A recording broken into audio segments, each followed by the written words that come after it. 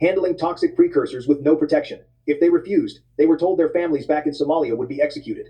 One file found in the office chills the blood. Rosters of 1,800 trafficked Somalis funneled via the senator's donor hotels, enrolled as clients for welfare payouts, and then vanished into drug distribution crews. This empire preyed on empathy. It blended real welfare dependency stats with horror. A state senator, sworn to uphold the law, was running a modern-day slave plantation, funded by the very welfare checks meant to help her people.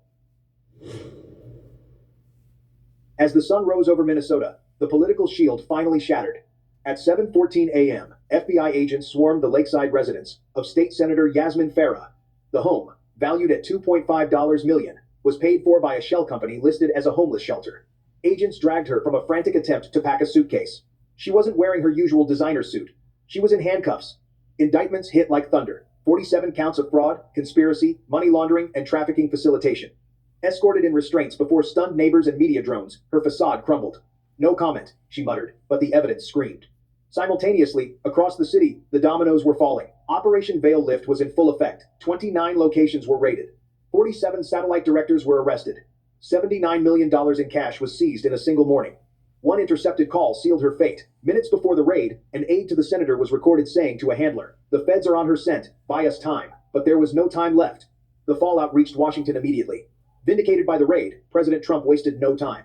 In a historic move, he signed an executive order announcing the immediate revocation of temporary protected status for Somalia, citing widespread abuse and criminal exploitation of the asylum system. The order, fully enacted in January 2026, halted the inflow and initiated the deportation of over 1,200 individuals tied to the fraud networks. He declared that those who hate the country and steal from it are going home.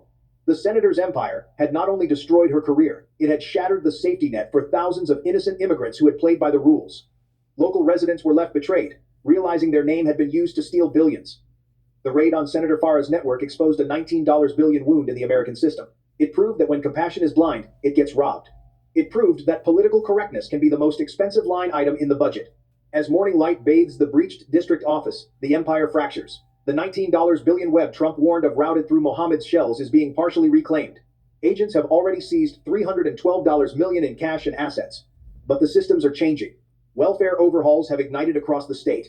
Enhanced verifications, AI claim audits, and mandatory site inspections have slashed ghost enrollments by 72% in test runs alone.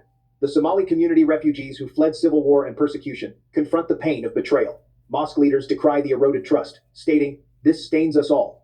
Yet, vigilance sparks renewal. Whistleblowers are emerging. Town halls are packing with demands for clean aid. Legitimate providers are thriving as fraud chokes off the competition. Childcare waitlists have shrunk by 40%. Senator Farah faces life in prison, but she was just one node in the network. The software she used, it's still out there. The ghost patient methodology, it's being sold on the dark web right now. Minneapolis is trying to heal. But the question you have to ask yourself is this. If a state senator could run a cartel from her district office for 4 years without anyone noticing, who else is doing it? We are currently investigating a similar network operating in Ohio.